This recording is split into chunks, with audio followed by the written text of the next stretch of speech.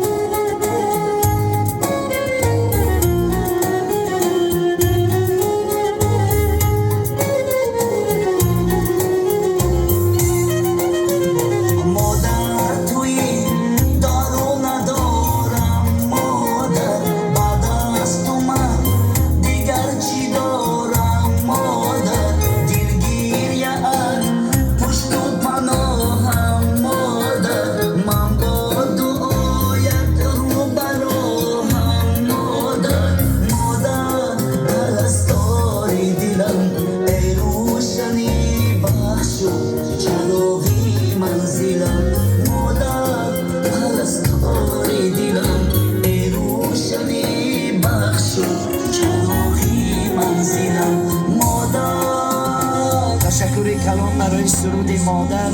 بیا برای بزرگی پدر مادر که ستون خاندان ما و شما پدر و مادر است. یک قرصک خود را درک نمی‌داریم. سلامت باشین. ما یک طلب شمار مسافرانی راحتی کلام یک سرودی غریبی از مادر جانا خواهش میکنیم که گریه نکنند و فقط دعاگوی فرزندان باشند.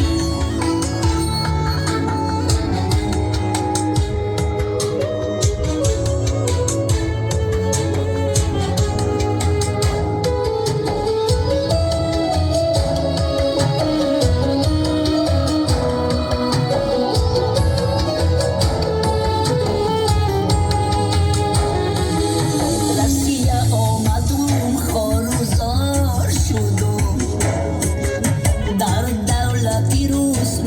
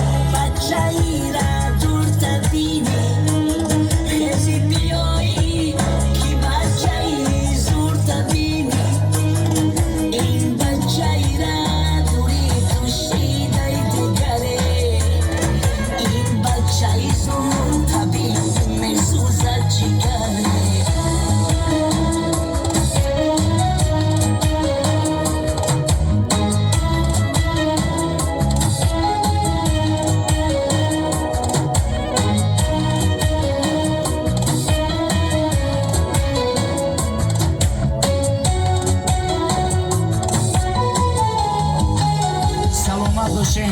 بیا برای مسافرای راحتی کلان یک خلسکی بردوامی مسافری شود.